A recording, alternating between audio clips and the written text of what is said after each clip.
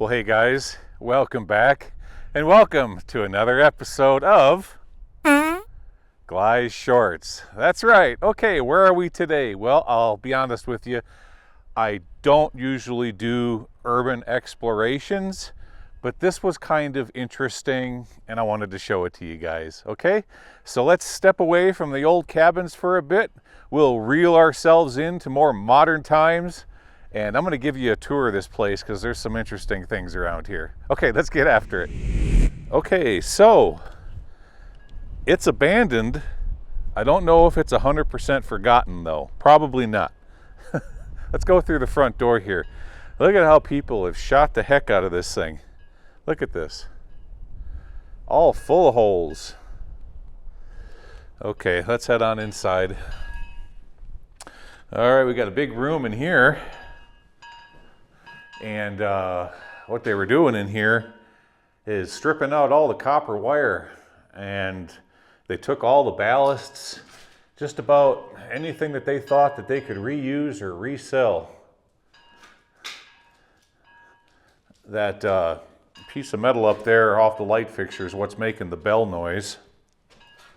Okay, let's go this way. Take a look at this. So this was some kind of a generator station. Look at these giant generators.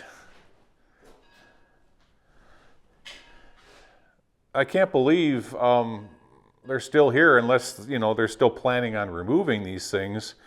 It looks like they took off the exhaust manifold. And they definitely stripped all the windings. See that? All the windings are gone. So it makes me think it truly is abandoned. But look at all of the money here. They took the fan off the front of it there. Yeah, that's all gone. But you know, as I pan up here above me, this was part of the exhaust. I mean, how much? Those are stainless steel. How much money you think is sitting right there? Just absolutely crazy. But so as I went through here and stripped it, you can see all the conduit has fallen off the ceiling. There's nothing left. They pulled all the wires out. Yeah. Okay, let's go this way. Here's another one. Just a massive generator. You know, you would think you could try to sell something like this. There's a lot of preppers out there that might need a generator. Yeah, I understand that's probably a bit large. But, you know, as I walk through this building and look at everything, I can't help to think, let's back up for a second. You know, I general contracted my own house back in the day. Yeah, I built my own house, general contracted everything. So as I walk through places like this, I just see dollar signs sitting everywhere. You know, how much are these squirrel cage fans sitting in these units right here? All this duct work, all of the junction boxes and the conduit, and like look at this box here. Just, it's in beautiful shape. Of course, all the wiring's been stripped out of it, but the box is in beautiful shape. These boxes over here, I mean, these switch outlet boxes, you know, you're looking at maybe $150 a piece, something like that. Yeah, just dollar signs. And it's all left here abandoned. Doors wide open, everything's being shot full of holes. Let's go around this direction. Now here's what was the garage at one time. All kinds of, you know, pieces of pipe. Now that's not any good, but I am seeing hydraulic lines laying around with the ends still on them. Those are definitely worth something. Of course, people been in here tagging. You know, that's inevitable. And looks like they had a fire in here. But they did go up into the crawl space and pull out all the copper wire from up there too. Now guys, I have absolutely no idea what the story is behind this place.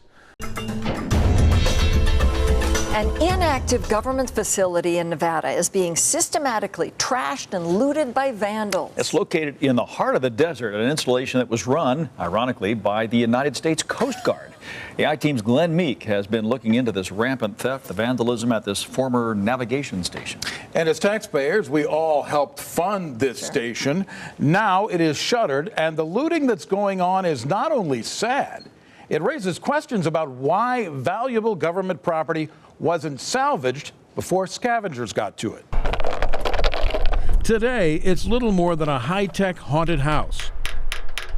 But at one time, it was part of a Coast Guard navigation network called Loran. This film will show you some of the techniques used in Loran. Loran, for long-range navigation, was a system of 24 radio transmitters positioned strategically around the United States. By comparing the time difference between pulses from different stations, navigators could get a fix on their locations. So in here was you had all your power panels and everything like that right there. See that?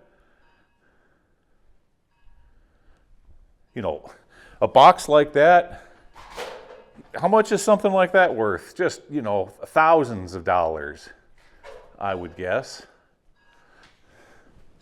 All just sitting here. Unfortunately, if nobody does anything, it's all going to get shot full of holes. Okay, let's work back through the hallway. We've got some office space in here, more tagging going on.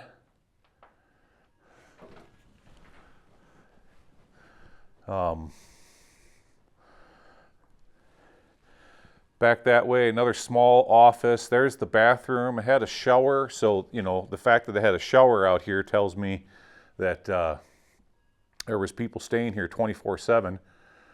Yep. Okay. Looking up, I mean, it's just like any other commercial building, just all kinds of conduit. I mean, my gosh, just tens of thousands of dollars stuff just sitting here. Okay, let's go this way. What do we got over here? Small room. Yeah, nothing to see in there really. Okay, how about over here? What's in here? Oh, this is a big space. Oh, look at this. I'll just pan all the way around so you can see it.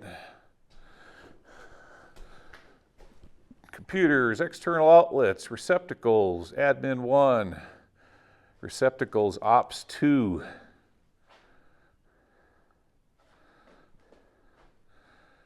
More tagging. Yeah, I'm not into the whole tagging thing, but you know, I'll briefly point the camera at it. More panels. Wow. Wow, looking up again. I mean, you see how they stripped it? They got up there with a ladder, pulled all the copper out, left all the conduit behind. Yeah. What a spaghetti bowl. Wow. Okay.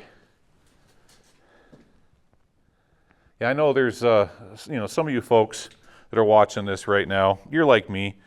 We've done some contracting. We've been in places like this, so you too can appreciate the money that's just left behind. Equipment's been destroyed. Thousands of pounds of copper, aluminum have been taken. And as you can see, they've gone through here again, taken all the copper wire, all the overhead panel. He's saddened by the vandalism and scavenging and shocked at how much government property was left behind when the station closed. What would one of these filters cost down at Lowe's or Home Depot? All of this has been stripped. In recent months, scavengers have looted the facility of copper wire, electronics, and other government equipment. This is another equipment room of some sort. Even the awning providing shade to the parking area has been torn down for its aluminum scrap value. Holy man, look at this. Look at these squirrel cage fans. You know, those are probably, you know, $800 a piece.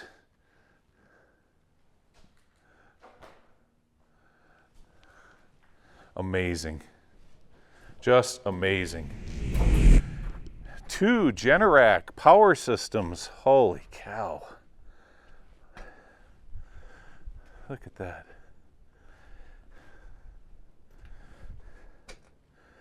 And again, they just, they pulled off and stripped all the windings. Yep. Okay, looking over here. Well, I guess they figured there's nothing of value anymore. I don't quite see it that way, but hey, you know, what do I know? I'm not an engineer. Okay, let's look over here. Yeah, the wind got in here and blew it over. Gosh, I can't, you know, a Generac system this size, huge money, huge money. See, they've just totally destroyed these engines. These engines are probably $150,000 a piece. Man, that just makes me sick. He says he's called everyone from the FBI to the Coast Guard, trying to get somebody interested in the problem, but with no results. I explained to the gentleman that, you know, there was millions of dollars worth of damage and equipment being looted and destroyed. He didn't seem to care, and I've never heard back from him. Okay, let's look over here.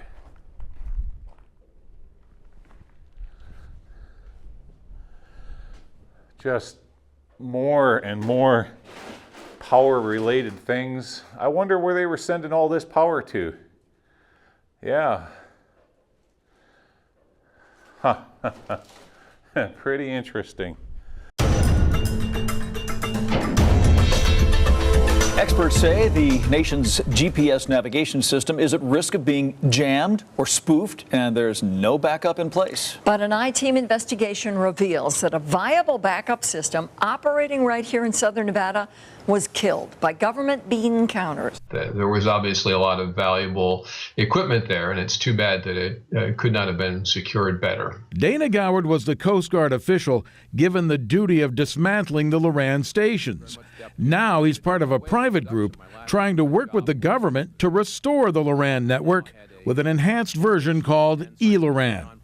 eLoran is considered the most efficient method of backing up the nation's GPS system, which is easy prey to jamming and spoofing. Our national dependence on GPS grows by the day, and without an alternative, if something unfortunate were to happen to it, we would be in serious trouble. Serious trouble because GPS is used in much more than just navigation systems.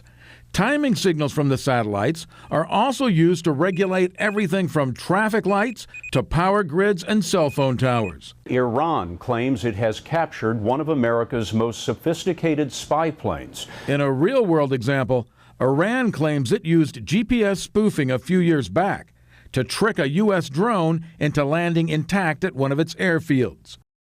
GPS is vulnerable because it's a weak, high-frequency signal from space.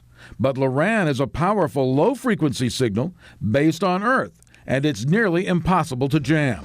Thus, Loran makes an ideal complement and backup to GPS. So, if you're wondering why the government pulled the plug on Loran after spending $160 million to upgrade it, you're not alone. And I want to start really quick with the eLoran system. Why did they stop it? My understanding was that it was a budget issue, and I would offer it's time to reconsider that decision quite seriously. Look at all the bullet holes. Boy, people just love to shoot the living you-know-what out of stuff, don't they? Look at that. It's like a war zone over here. Yeah. Okay, I'm gonna quickly walk around the back side of the building and just give you a look at that. You know, in a few more years, this is going to be so tagged up with graffiti and so destroyed. You know, people, human beings, I don't know what it's. I guess it's just in our nature. They love to destroy things, break things, smash glass, shoot it full of holes. Our destructiveness, I guess, is just embedded in our DNA. And for some people, they come out here, they find places like this, and they let it go. They go nuts. All right, guys. Yeah, just a quick little tour of some modern urban abandoned location. Yeah, I won't be doing this all the time. This is not really what I'm into, but like I said, when I got here, it's like, yeah, this is kind of neat. I want to show it to you. All right, guys, thanks for coming along on another episode of Gly Shorts. I really appreciate it, and I'll see y'all this coming Saturday. I got a pretty cool place for you. Yeah, it's pretty doggone awesome. Okay, guys, see you Saturday. Take care, everybody. Bye-bye.